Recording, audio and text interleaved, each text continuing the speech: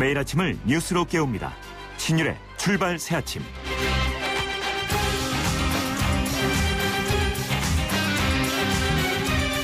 일본 규슈 지역에 또다시 지진이 발생해서 이 부산 지역에서도 감지될 정도였다고 합니다. 지금 일본은 계속해서 진도 5 이상의 강진이 발생하고 있는데요. 이런 걸 보면 과연 우리의 지진에 대한 대비는 어느 정도인지 되묻지 않을 수 없습니다. 물론 우리도 1988년부터 내진 설계 기준을 시행하고는 있지만 지금 현재 서울시내 건축물 4곳 중 3곳은 내진 설계를 제대로 반영하지 않고 있어서 지금 지진에 무방비로 노출됐다, 이렇게 언론들이 보도하고 있습니다. 거기다가 대피소조차 제대로 마련되어 있지 못하고 있는 것이 현실인데요. 이 내진 설계를 비롯해서 지진에 대한 대비를 철저히 하고 있는 일본의 경우도 이번 지진으로 상당한 타격을 받았는데, 이런 것과 우리를 비교하면 정말 걱정이 아닐 수 없습니다. 지금이라도 정부와 지자체는 지진에 대한 대비도 철저히 해야 할 것이라는 생각입니다. 신율의 출발 새아침, 오늘 순서 시작합니다.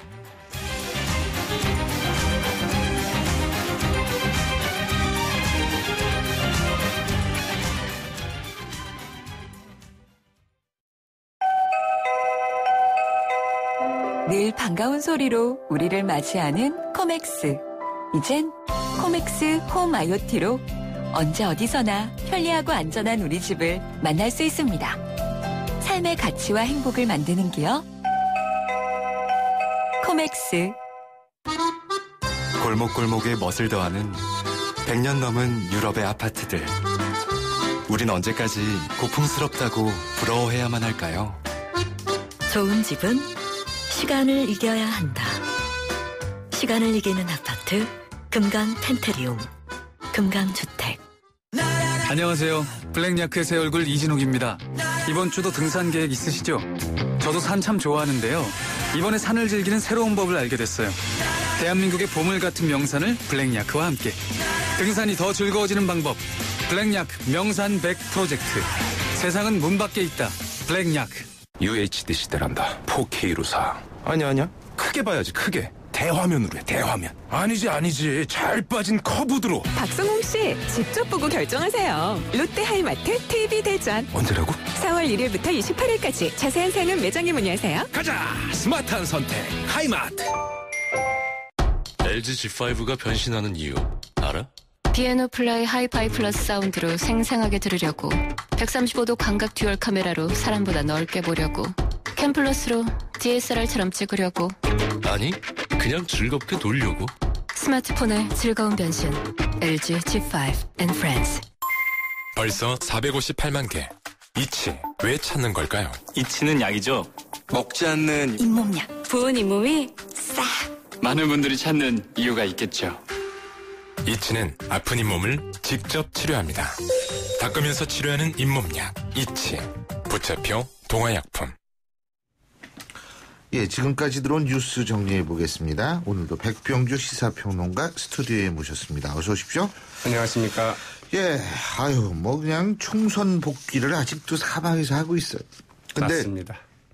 지금 언론에 빗나간 총선 보도에 대해서 공식 사과한 일이 있다고 그러죠. 이거부터 좀 짚어볼까요? 네, 한겨레 신문인데요. 네. 한겨레 정석구 편집인 오늘 김영 칼럼을 통해서 총선 보도 반성한다고 이제 밝혔습니다. 예. 이 정석구 편집인은 오늘 총선 보도 반성합니다, 이런 제목의 칼럼을 통해서 이 빗나간 선거 예측 보도에 대해서 공식 사과를 했는데요. 이 정석구 편집인, 이 빗나간 여론조사 탓이 크지만 이 보수 언론은 야권 분열을 부추기고, 이 진보 언론은 야권 단일화를 촉구하는 보도에 치중하면서 민심의 흐름을 이제 제대로 짚지 못했다고 자성을 했고요.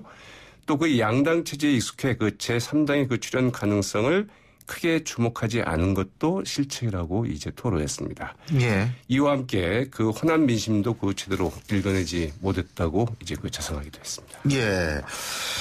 근데 이게요, 진짜 객관적으로 보면 보이거든요. 글쎄 말이죠. 총선 예측이 어느 정도 어떻게 될 것인지 대충은요. 네, 신열 교수님이 네. 예. 그 얘기 기다렸습니다. 있었죠. 예, 네. 좀 크게 말씀해 주시죠. 네. 아니, 근데요. 정당 지지도를 넘지 못할 것이다. 이렇게 예. 얘기를 했었죠. 근데 그게 결국 이제 제 생각뿐만이 아니고 이 객관적으로 바라보면 보일 수 있는데 그게 좀 안타깝네요. 네. 자, 그리고 오는 21일부터 4월 임시국회가 열린다 그러는데 이게 이제 19대 국회 마지막 임시국회죠. 그렇죠. 예. 그 여야 3당 원내대표 어제 회동을 갖고 그 21일부터 그 한 달 동안 4월 임시국회를 열기로 합의를 했죠. 예.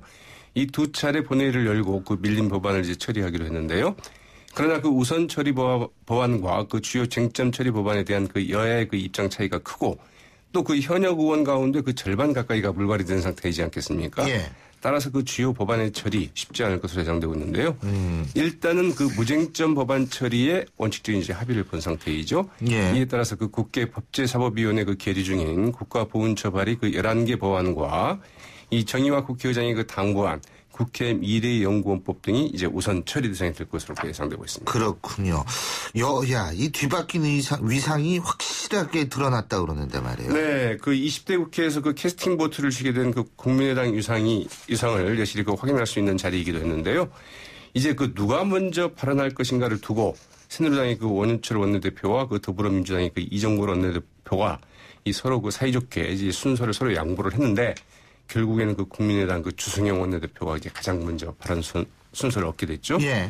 또 그 이정걸 주승용 야당의 그 두 원내대표가 그 세월호 특별법 기한 연장과 이 서비스 산업 발전 기본법 등 그 청와대발 경제 관련 법안 원점 재검토를 이제 주장하는 등 상당히 그 좀 공세적인 입장을 이제 보였는데요. 반면에 그 새누리당의 그 원유철 원내대표 이 민생 법안을 가급적 많이 처리해서 그 이중의 미를 거뒀으면 좋겠다 이러면서 좀 수세적인 입장을 보였다고 하죠. 정의와 국회의장이 국회 선진화법 처리도 요청했다고 그러는데. 그죠? 네. 이 자신이 제안한 그 선진화법 수정안을 그 적극 논의해 줄 것을 이제 요청을 했는데요. 네, 이 신속 처리 제도의 그 소요 기간을 현행 그 330일에서 75일로 단축하고 이 패스트 트랙 지정 요건도 제적 의원 60% 요구에서 그 제적 과반 요구로 이제 완화토록 하는 내용이죠. 그러나 그 여야 처지가 좀 뒤바뀌어서 그 협의 진행 여부 상당히 좀 불투명한 상황인데요. 예. 사실은 그 새누리당이 예. 국회의장 직권상정 요건을 제적 의원 60%에서 지금 과반으로 낮추는 개정안을 내놓은 상태인데 이거 이제 야당에서 처리하자고 그렇죠. 하면 어떻게 할지 모르겠습니다. 아니 지금 벌써부터 그거 나온대잖아요. 이 야당은 지금 국회 선진화법 바꾸자 그러고 여당은 지금 일단 민생 문제가 우선이다 이러면서 글쎄 벌써 나온다는 거 아니에요? 이 형도 이제 그동안 반대를 해왔기 때문에 사실 이제 이야기하기가 쉽지 않죠. 우리나라 정치권 정치인들이 얼마나 이 정말 그 근시안적인지를 볼 수가 있는 거예요. 네. 예? 이 입장 바뀌어가지고 금방 이게 바뀌는 걸 보면 여야 모두 똑같죠, 뭐. 아유 참. 새누리당 오늘 원내대책회의 한다고 그러네요. 네, 원유철 그 비상대책위원장 주재로 그 첫 공식 원내대책회의를 이제 갖기로 했습니다. 그러나 그 어젯밤 9시 이 김영우, 이학재, 황영철, 박인숙, 오신환, 주광덕, 하태경 의원 등이 모임을 갖고 이제 그 새누리 혁신 모임을 이제 발족을 시켰고요. 예. 원유철 그 비대위 취재에 대한 그 반대 입장을 분명히 했습니다. 네, 이 원유철 비대위 취재에 대한 그 반발 기류 좀 심상치 않은데요. 이제 이 문제부터 좀 정리해야 될 이런 상황인데 이들 그 새누리 혁신 모임은 오늘 오후 3시에 이제 원유철 원내대표를 만나서 22일 소집될 전국위원회 그 취소 그리고 그 당 개혁 방안을 논의할 당선자 총회 소집을 이제 요구하기로 했다고 그러죠. 예. 자, 그리고 더불어민주당 문재인 전 대표 말이에요. 어제 김대중 전 대통령의 삼남이죠. 막내 김홍걸 위원장하고 같이 김대중 전 대통령의 고향을 찾았다고 하는데. 네, 이제 뭐 전격 방문이었는데요. 예. 네, 김홍걸 그 국민통합위원장과 함께 그 김대중 전 대통령의 그 고향인 전남 신안군 하이도를 찾았죠.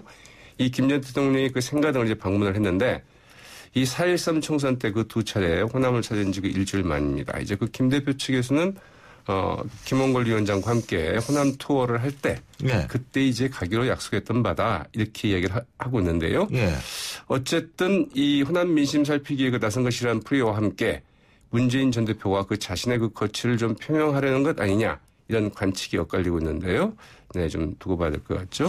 이 문재인 전 대표의 그 호남행 일단 뭐 외부에 그 공개하지 않은 채 이루어졌지만 어제 이제 기자들의 레이더에 이제 포착이 됐다고 하죠. 네. 약속을 지키려고 간 것이다. 사전에 약속을 했다 이 얘기 아니에요. 그죠? 그러니까 그렇죠. 김홍걸 위원장과 사전에 이제 약속을 해서. 근데 그러면은 호남 주민들한테 한 약속은 어떻게 되는 겁니까? 총선 전에 가서 이 호남의 지지를 받지 못하는 야권의 대선 후보는 곤란하다 그러면서 거의 사퇴 의사를 밝히지 않았습니까? 네, 호남인이 그 지지를 처리했는지 좀 더 지켜보면서 노력하겠다. 글쎄, 그건 이제 총선 후에 이제 얘기를 한 거고 그렇군요. 예, 오늘 말씀 여기까지 듣겠습니다. 고맙습니다. 네, 고맙습니다. 예, 지금까지 백병규 시사평론가였습니다.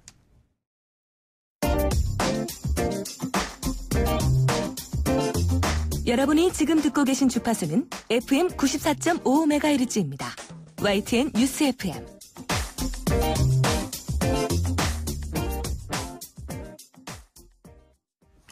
이번 4.13 총선을 보면 당의 불모지에서 승리했다든지 눈에 띄는 당선자들 좀 많죠. 근데 특히 우리가 좀 눈여겨봐야 될 부분이 있습니다. 진보정당 최초의 3선 의원이라는 타이틀을 거머쥔 분, 바로 정의당 심상정 대표인데요. 자, 이 심상정 대표가 바라보는 지금 야권과 여권에 있어서의 움직임 어떤지 입장 직접 들어보겠습니다. 심 대표 전화 연결합니다. 대표님 안녕하십니까? 네, 안녕하세요. 예. 어쨌든 축하드립니다. 고맙습니다. 이게 지금 일주일도 안 됐으니까 축하는 계속 받으셔도 되죠, 뭐. 네. 예. 근데 지금 심상정 대표 같은 경우에도 이 인려 다야구도 속에서 사실 승리를 하신 거고요. 그죠? 네. 근데 지금 어쨌든 여소야대 국회가 구성이 됐어요. 이 부분은 어떻게 보십니까? 우선 가장 중요한 것은, 박근혜 정부의 독선과 실정에 대한, 어떤 분노에 찬 응징이다, 이렇게 생각하거든요. 예. 그러니까 이 천근만근의 민심의 무게를 확인한 그런, 선거라고 생각하고요. 예. 일각에서, 국민의, 분열에 따른 어부지리 효과를 많이 예상도 하고 또 저희 야당들은 그걸 많이 걱정을 했거든요. 예. 결국은 이제 분열에 따른 어부지리 효과보다 그것을 뛰어넘는 유권자들의 심판 욕구가 이번 여소야대의 전국을 만든 것이다 이렇게 생각을 합니다. 그래서 저는 이제 그런 점에서 이번 총선은 야당의 승리가 아닌 국민의 승리라고 생각하는데요. 왜냐하면 권력을 맡겨서 잘하면 또 찍어주고 잘못하면 권력을 회수한다는 민주정치의 원리를 아주 준엄하게 확인시켜준 선거다. 누구도 주권자에 의해 군림할 수 없다는 것을 단호히 보여준 그런 선거라고 생각합니다. 근데요, 제가 궁금한 게 야권 같은 경우에는 야권 단일화, 야권 연대 이런 걸 계속 주장을 했는데 그럼에도 그렇지 못하지 않습니까? 결국 연대나 단일화는 실패를 했는데 그럼에도 불구하고 여소야대가 이루어졌다. 이거는 사실 이제 야권도 단일화나 연대에 대한 어떤 집착증을 버려야 되는 건 아니라는 얘기도 많이 나오는데 그 부분은 어떻게 보십니까? 그러니까 이제 이번 선거는 이제 양당 이제 반세기 이상을 지속해온 기득권 양당 체제 갖고는 안 된다. 예.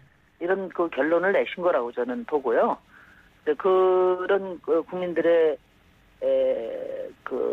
뜻을 제대로 이제 만들어가는 과제가 있다고 봅니다. 그러니까 낡은 것에 대해서는 확실하게 심판을 했는데 이제 새로운 것에 대해서는 과제로 남겨두셨기 때문에 그러면 양당 체제를 뛰어넘는 다원적 질서를 어떻게 만들어갈 거냐. 그게 저절로 되는 것이 아니라고 보거든요. 그러니까 예를 들어서 이번 다음 대선도 새누리당이 이렇게 치를 거다.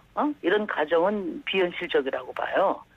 그렇기 때문에 항상 상대도 또 대응을 하기 때문에 예를 들어서 말로 왼쪽으로 옮겨오고 또 정상적인 과정으로 나름 또 괜찮은 후보 만들고 그러면 이번에 떠났던 합리적 보수층은 또 상당히 회복될 거고 그렇게 되지 않겠습니까? 그래서 어쨌든 국민들은 그런 오래된 양당 질서를 이제 넘어서라 이렇게 했는데 그러면 그것을 넘어설 수 있는 그런 양당 체제 중심의 제도와 관행을 과감하게 혁신해서 다원적 질서 속에서 서로 협력하고 경쟁하는 그런 정치 체제를 만들어가야 될 책무가 야당에게 주어진 것이고, 특히 제3당은 그런 승자 독식과 패권적인 국회 관행을 뛰어넘는 그런 과감한 혁신을 자기 사명으로 생각해야 된다. 이렇게 저는 생각을 합니다. 그러면은 지금 말씀 들어보면 대선 때는 야권 연대가 필요하다고 보시는 건가요? 저는 이제 그 문제에 대해서는 지금 이제 구체적인 방안, 야권 단일화를 해야 된다, 말아야 된다, 말하기가 지금 현재로서는 쉽지 않다고 봐요. 예. 왜냐하면 총선과 대선은 다른 종류의 게임이고, 그렇죠. 또 대선에서 유권자들의 선택은 아주 단순화된다고 보거든요. 맞습니다. 그래서 전략적인 고심이 담길 여지가 많다 이렇게 생각합니다. 한편으로는 이제 중도 보수 유권자들이 기계적인 단일화에 대한 난감이 상당했다는 점이 확인됐고요. 또 한편은 아까도 말씀드린 것처럼 새누리당이 다음 선거도 지금 총선처럼 치를 거라는 가정이 비현실적이기 때문에, 그래서 저는 이제 야당들이 이제는 한동안은 따로 또 공동으로 정권 교체의 필요성과 내용에 대해서 설득력 있는 그런 내용을 만드는 데 집중해야 된다고 보고요. 예. 상당히 정체성들도 다 좀 정리가 돼야 되잖아요. 예. 그 과정에서 정권 교체 방법론은 자연스럽게 도출될 수 있을 것이다. 이렇게 생각합니다. 지금 미리 예단해서 이렇다 저렇다 규정하기는 좀 이르다 이렇게 생각합니다. 그리고요, 지금 예단하기 힘들다는 말씀은 전적으로 동의를 하는데, 지금 선거가 끝난 지 며칠 됐다고요. 예? 지금 네. 여당 내부나 야당, 더불어민주당이나 국민의당이나 모두 지금 당대표, 원내대표, 비대위원장 이거 가지고 시끌시끌해요. 예? 정의당은 시끄럽지 않대요, 근데. 정의당은 가장 우리 국민들의 바람에 부응하는 모범적인 그런 공천도 했고, 예. 또 정책도 냈는데, 오히려 그게 역설적으로 언론에서 배제되면서 실질적인 어떤 경쟁력을 평가받는데, 오히려 역효과가 있지 않았냐 이런 우스갯소리도 하고 있습니다. 근데요, 그걸 지금 바라보면 어떤 생각이 드세요? 지금 여권이나 야권이나 이 아주 지지고 볶는 이런 현상들을 보면은요. 네, 이제 이번 선거에서 천근 만근의 민심의 무게를 우리가 확인했잖아요. 예. 그리고 진짜 10길 20길의 민심의 깊이를 드러낸 그런 선거였기 때문에 저는 이제 새누리당을 포함해서 더불어민주당이나 국민의당도 결국 이제 국민들의 2차, 3차의 어떤 평결이 예정돼 있다는 점을 유념해야 된다고 봅니다.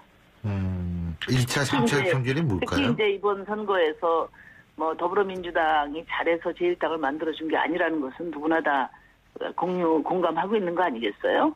그렇기 때문에 이제는 야당이 오히려 심판대에 오른 그런 격이기 때문에 이번 기회에 정말 새누리당 정부보다 더 유능하고 책임 있는 정부를 꾸릴 수 있는 능력을 보여주는데 헌신의 힘을 다해야 되지 않겠나 그런 생각입니다. 근데 사실 더불어민주당 같은 경우에 호남 지역 기반도 지금 완전히 거기에서도 이 소외를 당했지 않습니까? 이런 부분은 사실 같은 야당 하는 입장에서 볼 때 좀 눈여겨봐야 되는 부분이라고 생각하지 않으세요? 물론 그렇죠. 그러니까 더불어민주당, 지금 이제 새누리당은 여권의 지지자들이 심판한 것이고, 예. 또 더불어민주당은 야당의 전통적 지지층에서 심판을 받았기 때문에 사실 여야 모두 심판받은 것이다. 이런 깊이 있는 평가도 저는 가능하다고 봅니다. 자, 그리고 박근혜 대통령이 어제 총선 결과에 대해서 공개 발언을 처음으로 했는데 국민의 민의가 무엇인지 생각하는 계기가 됐다. 국회와 긴밀히 협력하겠다. 이렇게 밝혔는데 어떻게 평가하시겠습니까? 닷새 만에 나온 말씀인데 좀 허탈합니다. 예. 선거 직후에 나온 2줄짜리 논평에 비해서는 이제 몇 말씀 더 했는데요. 이 정도 민심이면은 좀 달라지지 않겠나. 이게 아마 국민들의 기대였을 것 같은데 예. 그렇지 않은 것 같아요. 예. 국회가 잘 해라. 예. 그리고 지금 그러면 또 정부도 잘 협력하겠다. 이건 뭐 지금까지 했던 말씀이니까. 예. 응? 앞으로도 예. 지금까지 하신 대로 하시지 않겠나. 예. 그런 점에서 남은 2년 우리 대한민국과 안녕이 참 걱정스럽고요. 사실 예. 이번 총선은 한마디로 박근혜 대통령에 대한 심판이었지 않습니까? 그런 점에서 본다면 과연 이제 민주사회 정치 지도자로서 국민들의 그 문제 제기에 제대로 응답하는 그런 것부터가 예. 어떤 변화의 시작인데 그 점에서 매우 실망이 컸습니다. 시간 관계에서 마지막으로 한 가지만 간단하게 여쭙겠습니다. 국민의당의 등장으로 정의당의 입지가 좁아졌다 이런 평가 나오는데 어떻게 보십니까? 뭐 당장 쓰고 있던 회의실마저 지금 뺏기게 됐는데요. 아 그래요? 네. 네. 근데 저는 뭐 현재와 같은 패권적인 교섭단체 제도나 관행이 계속되면은 이제 저희 정의당의 의정 활동이 많이 억눌릴 것 같은데요. 그래서 예. 저희 정의당도 발상의 전환을 해야 된다. 그래서 원내에서 억눌린다면 또 국민 속에서 부풀어 오르는 수밖에 없기 때문에 이번에 선거 평가를 포함해서 20대 국회 대응까지를 포함한 그런 당 발전 전략에 대해서 당내 치열한 그런 논의가 있을 거고요. 예. 역발상이 필요한 그런 시점이라고 봅니다. 그러니까 좀 큰 원내 정당들이 그들만의 기득권 국회를 만들어가면 우리는 원내에서 진보적인 대중정당다운 민생 정치를 만들어 가야 되겠다 이런 생각이고요. 한 말씀만 덧붙이면은 국민의당이 제3당인데 3당은 승자독식 제도와 패권적 관행, 말하자면 양당 체제 중심의 그 낡은 정치를 과감하게 혁신하는 것이 제3당의 사명입니다. 그것을 외면한다면 상당 자격이 없다 그렇게 생각하고요. 또 그런 국회에서는 국민을 위한 정치는 기만이 될 거라고 저는 봅니다. 잘 알겠습니다. 오늘 말씀 잘 들었습니다. 고맙습니다. 네, 감사합니다. 지금까지 정의당의 심상정 대표였고요. 신율의 출발 새 아침 1부 순서 여기서 줄입니다. 잠시 뒤 2부에서 뵙죠. 선생님, 환경을 지키려면 어떻게 해야 하죠? 네, 환경기술은 더하고 오염물질은 빼고 환경과 경제는 곱하고 환경복지는 나누어야죠. 안녕하세요. 한국환경산업기술원장 김용주입니다.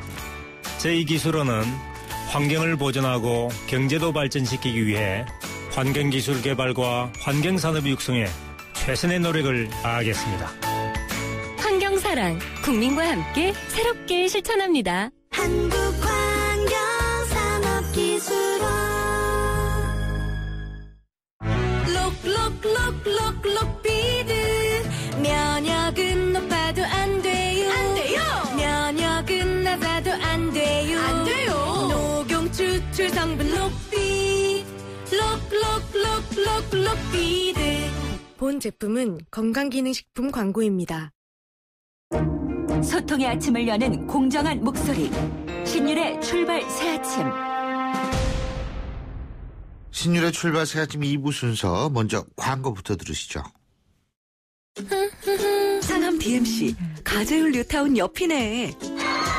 담 넘어 바로 학교래.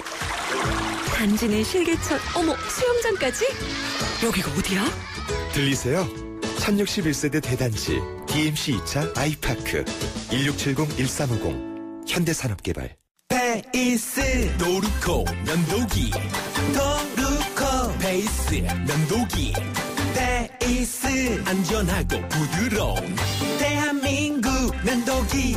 안전하고 부드러운 면도 그 이상을 경험하세요. The Shaving Innovator Dorco Pace. 크리네어 테크. 크리네어 테크 집중기 주물 작업 연마 작업 페인트 작업 분진가스 냄새 연기 작업장 분진. 이 세상에 못 없애는 분진이 어딨어. 크리네어 테크 집중기가 다 잡아줍니다. 크리네어 테크. 크리네어 테크 집중기. 온도와 습도를 항상 일정하게 유지시켜주는 항온항습기 전문기업 AR. 전산센터, 반도체 공장, 미술관, 박물관, 귀중품 보관실을 30년 축적된 기술로 AR이 지켜드립니다. 24시간 확실한 서비스 보장 031-497-0561. 안녕하세요. 칠성사이다 모델 임시안입니다. 겨울을 잊은 채 변치 않고 흐르는 강물처럼 늘 변함없이 우리 곁을 지키는 칠성사이다가 있습니다. 맑고 깨끗한 칠성사이다. 사장님, 성악가 김동규 씨네 집 바닥재 좋던데 우리 집도 똑같은 걸로 해줘요. 아, 요즘 떠오르는 바닥재 스타 강마루. 스타일 좋고 습기, 열, 긁힘에 강하니까 오래 사용하려면. 그래서 스타 강마루를 하는구나. 성악가 김동규입니다. 강마루 스타는 스타 강마루. 스타 강마루. 내리네 내리네 내리네 나쁜 콜레스테롤 올리네 올리네 올리네 좋은 콜레스테롤 쿠바산 쿠바산 쿠바산 폴리코사놀.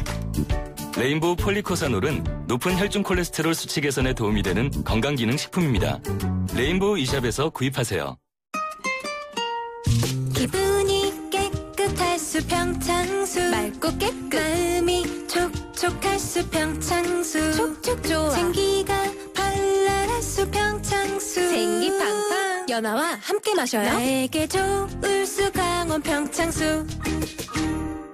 잘 들어. 이게 헝거리 정신이야. 너 배고파? 나 롯데리아. 인터넷 참 켜. 빨리 켜. 롯데리아 홈서비스 검색해. 롯데리아 모바일 앱. 다운받아. 2번 받아. 전화번호 눌러. 그냥 막 눌러. 1600-9999. 헝거리 할 때 뭐라 그랬지? 롯데리아. 떠나요 둘이서 모든 걸 훌훌거리고 푸르른 제주도 깨끗한 삼다수에서 삼다수야 고맙습니다. 제주 삼다수. 전화 주문은 1644-3049.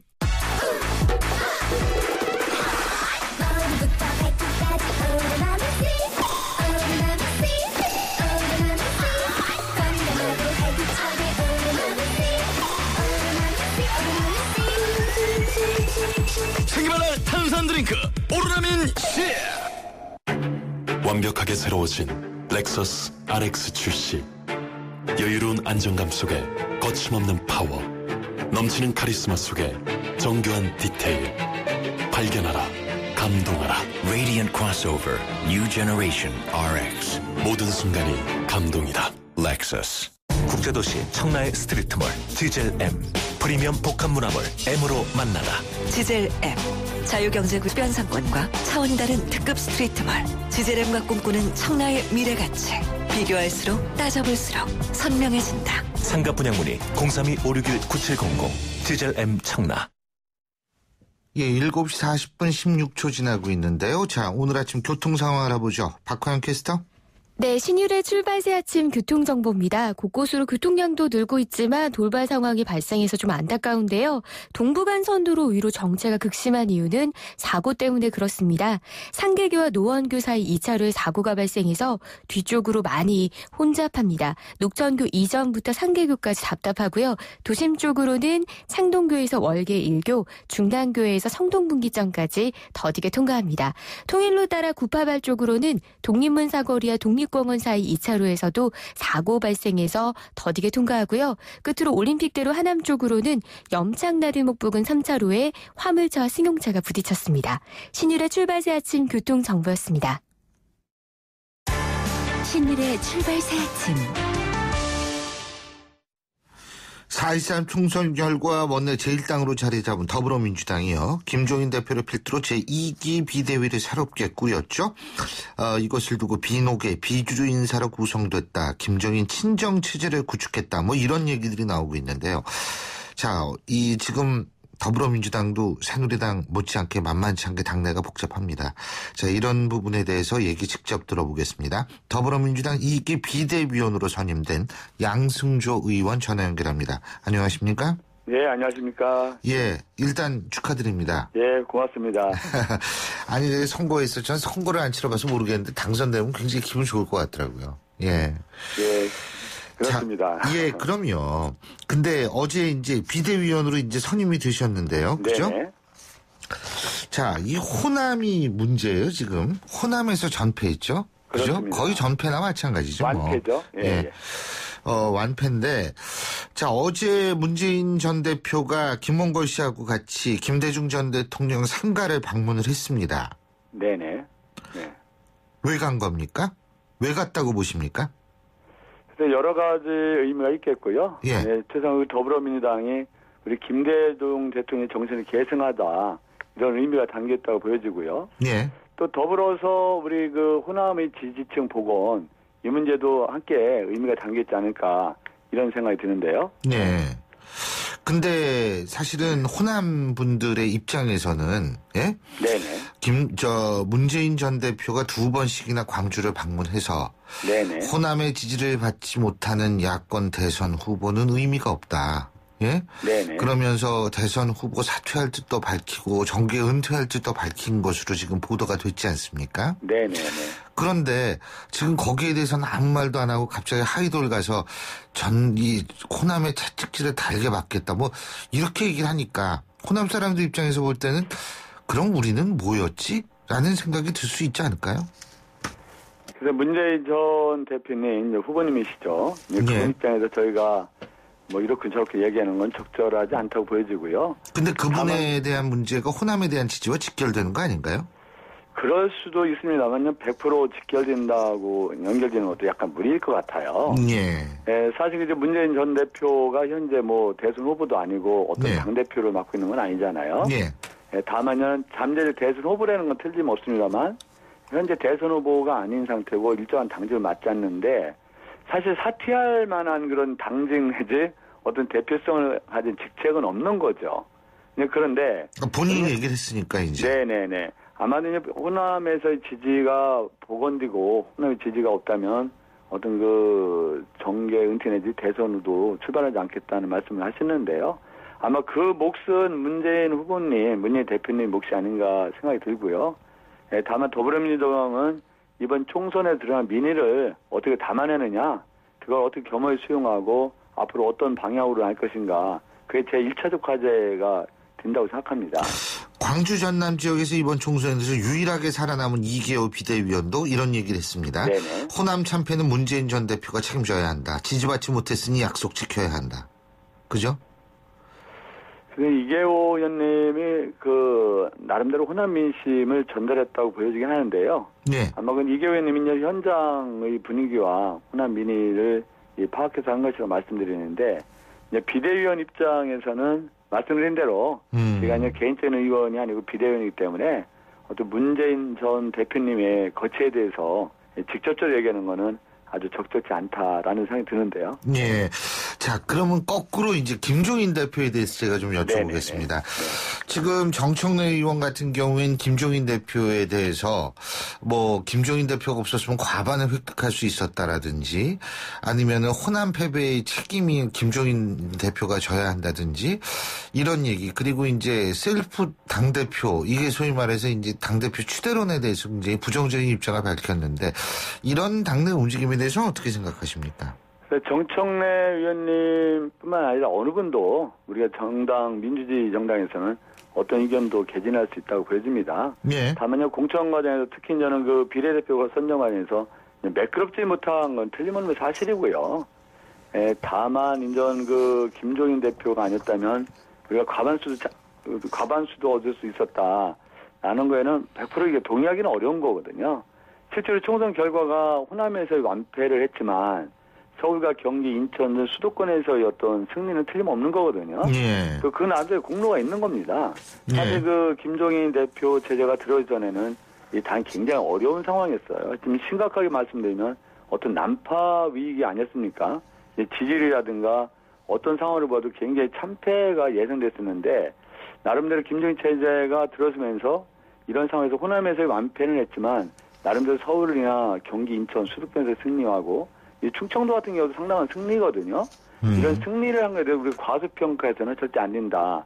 또 이런 그런 나름대로 당을 건져낸 공로도 우리 당원들과 또 우리 당을 지지하는 많은 분들이 또한 평가해야 될 부분이 아닌가 이런 생각이 듭니다. 근데 지금 누구든 자신의 의견을 개진할 수 있다라고 말씀하셨는데 네네. 문제는 이게 누구든 자신의 의견을 개진하는 차원이 아니라 일반 국민의 입장에서 볼 때 이게 계파 갈등으로 보이거든요, 사실은. 네네네. 예, 그거 솔직하게 계파 갈등 아닙니까? 친노 대 비노 대? 뭐 저는 반드시 그렇다고 보지는 않습니다. 우리 그렇게 말씀하시는 분들이 반드시 뭐 소위 말하는 친문, 예, 네, 친노. 예. 그런 입장에서 말씀하신 건 아니라고 보여지고요. 어떤 공천 과정에서 100% 완전한 건 없거든요. 그래서 저 개인적으로 봐도 공천 과정 100% 매끄럽다. 우리가 어떤 그 당원들 내지 일반 국민의 민을 100% 담아냈다라고 보기 힘든 대목도 분명히 있거든요. 예. 다만 그렇게 말씀하시는 분들이 반드시 친노적 시각 아니면 비노적 시각에서 말씀하는 것이라고 좀 어렵다고 보여지고요. 예, 전체적으로는 좀 당이 좀 활력 있게 어떤 민의를 담아내서 수권 정당의 면모를 갖추자 이런 측면에서 그런 고언을 한 게 아닌가 그렇게 판단하고 있습니다. 근데 조만간에 사천 공천 전횡을 휘두른 5인방을 공개하겠다. 지금 정청래 의원은 이렇게 나오고 있는데요. 네네. 이런 부분이라는 것이 지금 말씀하신 대로 활력을 얻고서 이렇게 나가는데 하고는 조금 반대 방향이 아닌가 이런 생각도 드는데요. 뭐 그런 측면도 있죠. 사실은 우리 국민들께서는 가장 싫어하시는 거지. 어떤 계파 갈등, 당내 분란, 아유, 불공명하시래. 정치하시는 분들도 피곤하시잖아요. 계파 갈등 많으면. 예? 네. 그래서 좀 만약 사신공천 뭐 5인방을 발표한다니 그것도 사실 또 자유긴 한데요. 예.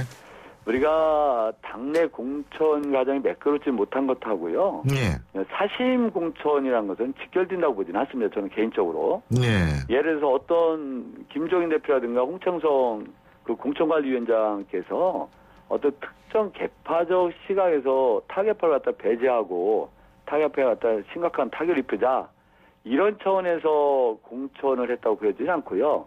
다만 어떤 큰 흐름에서 정책적 결정, 어떤 정책 판단이 미흡한 거는 맞다는 생각이 듭니다. 그렇다고 해서 그걸 갖다가 사심공천으로 직결시키는 거는 무리가 아닌가. 저는 그렇게 판단하고 있어요. 김종인 대표 팽당하는 거 아니냐 이런 얘기 많던데요. 이제 팽을 당한다 뭐 그런 걸 떠나서도요. 예. 저는 뭐 우리 사실 개인적으로 김정인 대표하고 어떤 연이 있던 사람이 아니지 않습니까? 예. 그런데 이제 그럼에도 불구하고 예. 저는 개인적으로 굉장히 고맙게 생각해요. 왜 고맙게 생각하냐? 이 김종인 대표 체제가 되기 전에 알겠습니다. 안철수를 붙여서 탈당해야든가 뭐 어떤 경제를 해서 굉장히 수습을 어려웠거든요. 잘했다 이 말씀이시죠, 그죠? 네. 예. 그래서 그런 일은 없을 것이다. 예. 그런 일이 있을 수 없고요. 알겠습니다. 그건 뭐 정치 도의상도 맞지 않고 정치 상황으로 봐도 맞지 않는 얘기죠. 예, 잘 알겠습니다. 오늘 말씀 잘 들었습니다. 고맙습니다. 네, 고맙습니다. 네. 지금까지 더불어민주당 양승조 비대위원이었고요. 신율의 출발 새 아침 2부 순서는 여기서 줄입니다. 전 잠시 뒤 8시 10분 3부에서 뵙겠습니다.